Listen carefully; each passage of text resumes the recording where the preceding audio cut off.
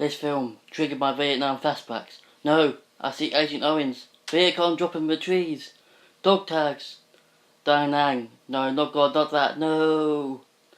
Yeah, this film made me laugh at the early 70s setting with the end of the Vietnam War. But this doesn't make it a bad movie. It's actually become one of my favourite monster movies of how good it is. But we are doing a review. It does have some flaws, so let's start this thing and hope not to go apeshit. So the film starts off with this World War II. This has all the wars, doesn't it? Hank and a Jap crash land on Skull Island and begin attacking each other because, you know, instead of working together and finding a way off, they act like spoiled kids on the playground. So they fight their way to the island and the Jap and attack him with his katana and they get to the cliff point. Both continue fighting until Kong appears, presumably killing them both. We cut to like 22 years later going through all the history that's happened, kind of cool to do, where the peace and love ended the Vietnam War.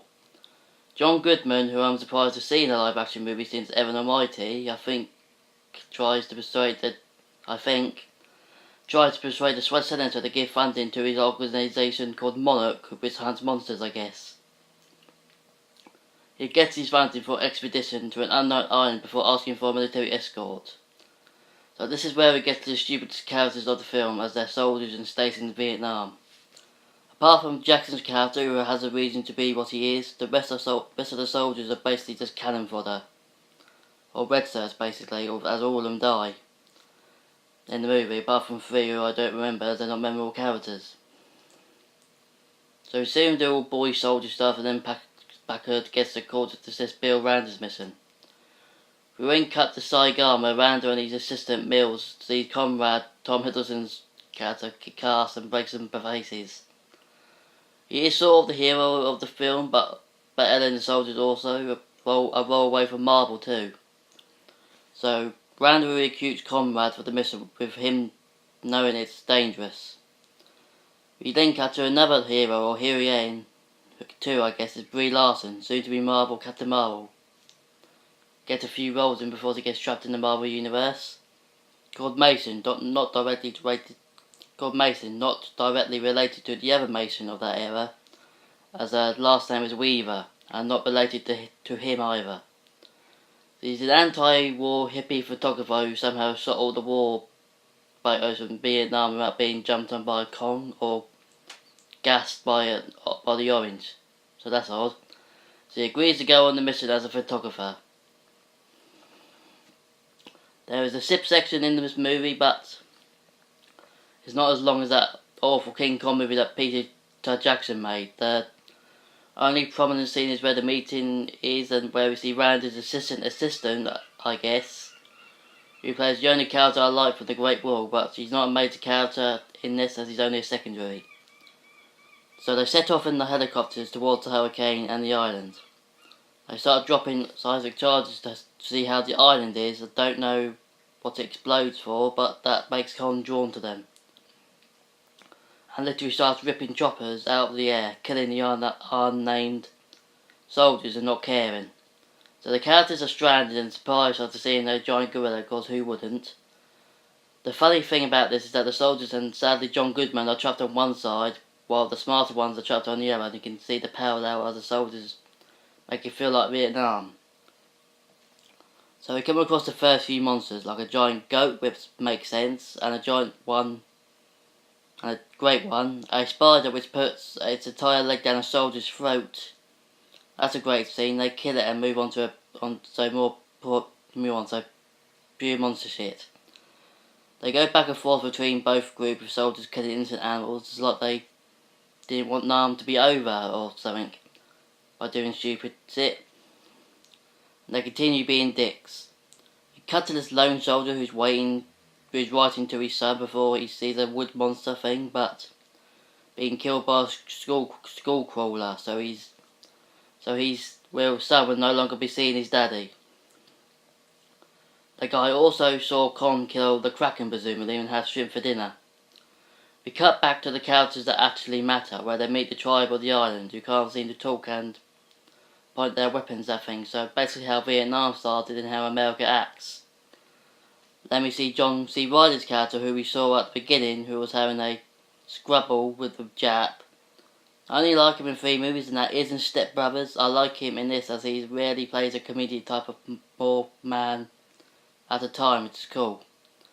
So he explains there are monsters on the island that Connor's trying to get rid of called skull crawlers, which he made up, that he killed his entire race and wants to keep them underground. I got angry as the seismic charges woke them up and bigger one is on the way. He then showed that him and the Jap got along after their mini Okinawa and became friends. And it shows later that he taught him some Japanese and a cool character we never got to see as he died somehow. Marlowe has been building a boat to get off the island and he's almost done, but asks the others to help finish it. So night falls with this Mathis Urabora Alice for some reason. The characters start talking about their past, with Conrad telling Mason that his father was shot down over Hohenberg and never found. And Marlowe cracking some jokes, but being a bit weird as he'd been trapped on the island for 22 years. And the night ends with Con looking out to the stars, enjoying the view. Weird big gorilla with human emotions. So the next day they get the boat running and head down river to meet up with the castles of Platoon, who are still idiots. Packer suggests they find Jack first before they leave the island, but common sense comes when Marlowe, Mason and the others say no, but Conrad suggests to go with him for the time being. They come to this graveyard and where they actually meet the skull crawlers for the first time. And this is where some action begins, and John Goodman dies, so you won't see him in a live action film for a while apart from Pixar movies. So they manage to kill the skull crawler, and Packer goes even more mad by wanting to go to Jack's crash site to grab napalm and charges to lure out Kong and kill him like an idiot. And the others have logic and escape, but Mason and Conrad help Kong after Packer took him down. The daddy of Skullcrawler shows up with the dim-witted surprise of Packer, who's killed by Kong shortly after, so bye-bye motherfucker. Kong, after almost being burned alive, fights the Skullcrawler, which is an epic fight, as Kong literally tries to rip his mouth open, and the other attends shit. Mason here also becomes a hero by actually helping Kong distracting the crawler, but gets knocked in the water shortly after Kong. But Kong comes to the rescue as he removes her from the previous encounter. So Kong kills the last crawler by ripping out his tongue and I guess his testings, making it an epic glory kill. Mind you, when running from the crawler, one of the soldiers' characters unnecessarily sacrifices herself by blowing up the monster with grenades, but gets tail whipped to a cliff where he blows up. So great job, sir. So the rest escape from the island with Kong watching going into his eyes.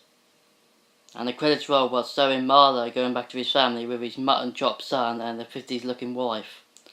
But instead of spending time with them and telling him where he was all the time, he sits down and watches the Cubs lose every match ever from then on forwards. There is also a post-credit scene where Mason and Conrad supposedly working for Monarch now, telling that Godzilla is out there. So the plot is basically a monster movie but getting off the island and really nothing wrong with just some stupid points in characters. It's a good movie.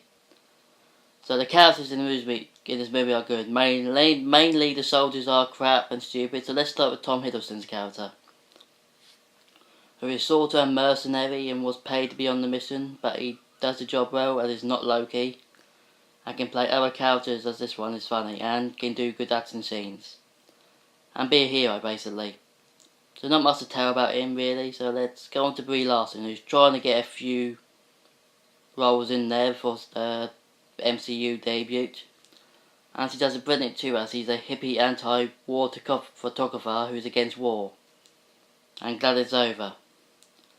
It's also shown she doesn't get on well with Packard, as he probably hates hippies and whatnot, you know. She also helps Con at the end, which is kind of surprising, as he's mainly she may be a great Captain Marvel with a acting ability.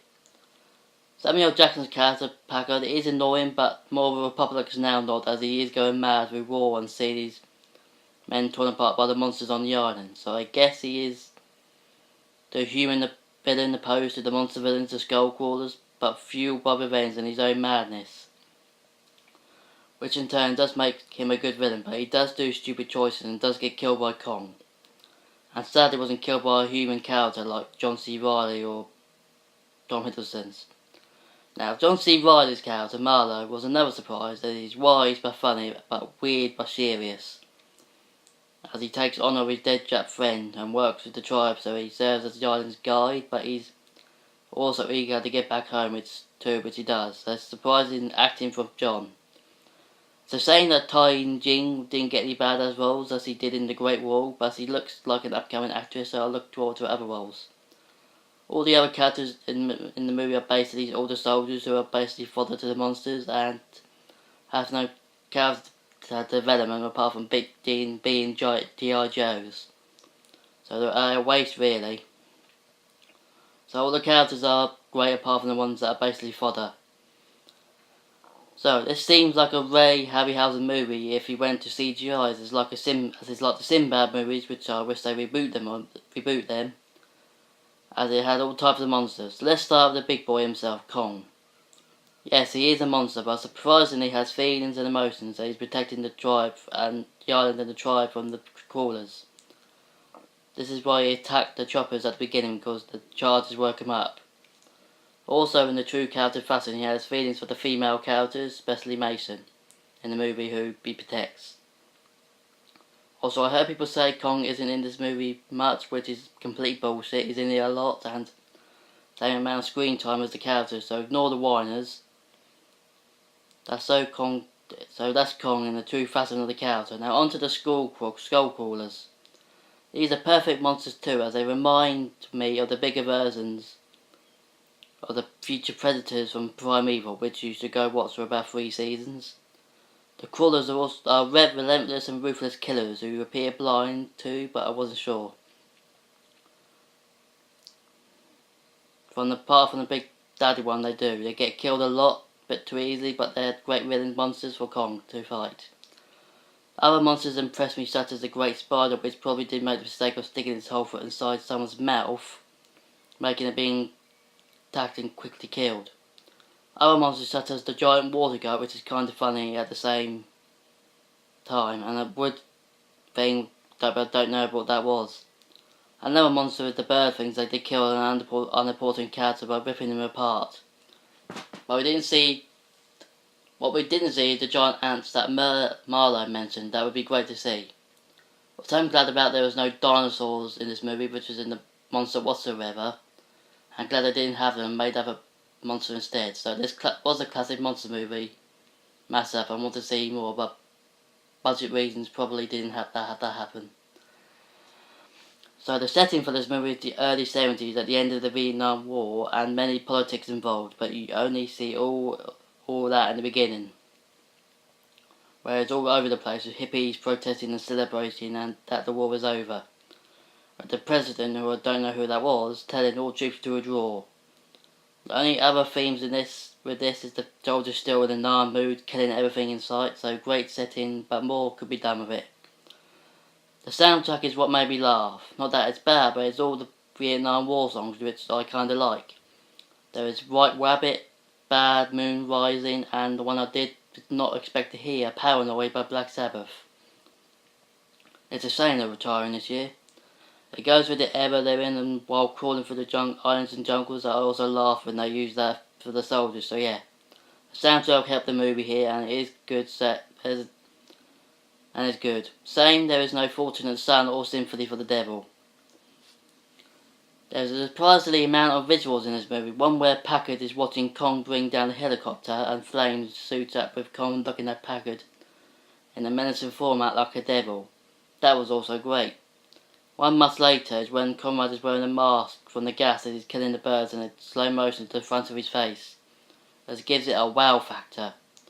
There is many, but I don't want to read this review to go on for like 20 minutes, but yeah, some great visuals and effects. So the ups and downs with this movie. So let's start with the flaws.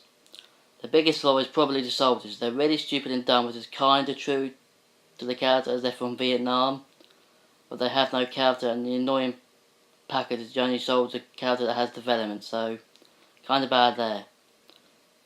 Another is the era is in, as they talked about it, but if you put the movie in a big time in the human history, you really got to say more of the political uphill and American chaos, or at least talk about it. That would have been good. One last flaw is that I wish the movie was a bit longer, as it could fit in more monsters like ants or blood-sucking bugs, or worm in this case, giant worms. But sadly this didn't happen in the case, but the ones we got were amazing. The things I've talked about already is the good things like Kong himself, Conrad Mason and the soundtrack. So a rarely flawed film, but still great. So should you see the movie? Yes, you should. And it's better than the Peter Jackson's version in 2004 with Jack Black as the lead for some reason. And it has no stupid dinosaurs, so if you're religious, you would love this. Also, you can bring the kids as there's barely any violence in this, and there's only intense fights and monster fights. The skull crawlers may scare your little darlings, but if they're weird or don't scare easily, they would love the movie. So support this movie so we can get to see Godzilla and Kong fight it out in the future.